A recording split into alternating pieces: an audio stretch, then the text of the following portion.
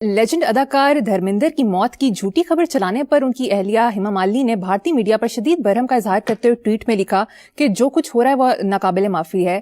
تازہ ترین اطلاع کے مطابق دھرمیندر کی صحت تسلی بخش ہے، ان کو ہسپتال سے گھر منتقل کر دیا گیا۔ دیکھو، یہ پہلی بار میں سن رہا ہوں عرصے کے بعد لیجنڈ کا لفظ استعمال۔ وہ میرے پاس ایک دفعہ ایک آیا ہوا تھا، میں نام کیا لینا، اس نے پتہ نہیں کہ ہفتہ 10 دن پہلے میں نے کوئی پروگرام دیکھا، کہتا ہارٹ تھروب۔ وہ آیا، میں کہ تینوں انگریزی آندی؟ کہندا ہاں۔ کنی کاندی؟ میں کہ چپ کر گیا۔ میں کہا ہارٹ تھروب دا مطلب جاننا ہے تم چبلا؟ وہ کیڑا سی وہ بد شکلا جہا جنوں تو ہارٹ تھروب کہہ رہا سی اپنے پروگرام۔ اچھا، اسی طرح لیجنڈ۔ لیکن بہرحال آپ نے دھرمیندر صاحب کے بارے میں یہ لفظ استعمال کیا ہے تو ٹھیک کیا ہے، آگے چلو، اللہ ان کو صحت زندگی دی۔ دیکھو بات سنو، قافلوں اور کتوں کے درمیان کروڑوں سال پرانا رشتہ ہے، لاکھوں کروڑوں سال کا۔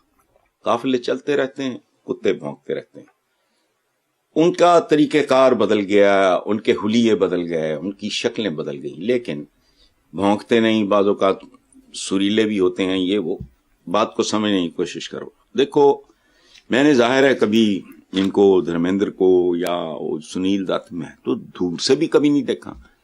میں نے ہالی ووڈ کے ایکٹرز دیکھے ہیں، اتفاق ہیں، انگلینڈ میں دیکھے، امریکہ میں ہمیں آتے ہی جاتے، بلا نہیں۔ میں ان کو تو میں نے کبھی دور سے بھی نہیں دیکھا۔ سنیل دت،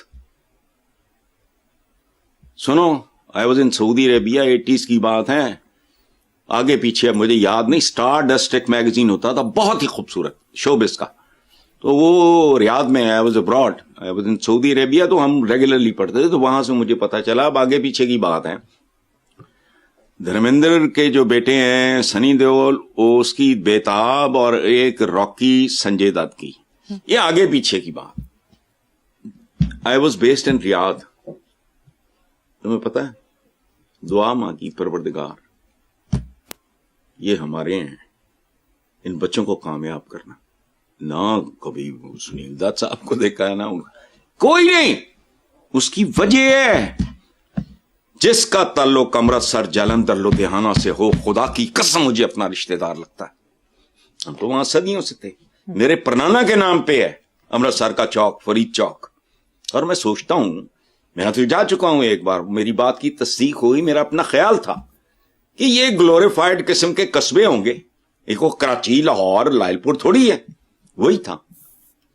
ظاہر ہے وہ پارٹیشن کے بعد وہ ایکسپینڈ، تو میں نے کہا یہ ہو نہیں سکتا کہ اتنے چھوٹے چھوٹے شہر، قصبے اور شہر کے درمیان کی چیزیں، وہاں ان کے، میرے بزرگوں کے یا ان کے بزرگوں کے آپس میں تعلقات میں بھاڑ میں گئے، مجھے تو اپنے لگتے ہیں۔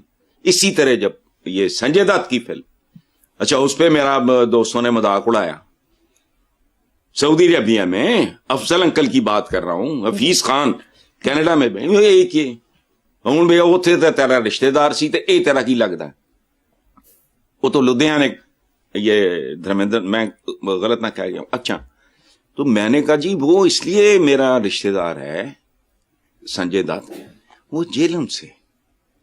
اب میں نے ٹی وی پہ ہی دیکھا ہے، وہ یہ جو بھی ہوتا ہے، سنیل دت صاحب کی آنکھوں میں آنسو اپنے اجڑے پجڑے گھر میں، اور وہ کوئی محل نہیں ہے، حویلی نہیں، جیلم ہے، آنکھوں میں آنسو، وہ اپنا زمانے کا سپر سٹار، وہ رو رہا ہے۔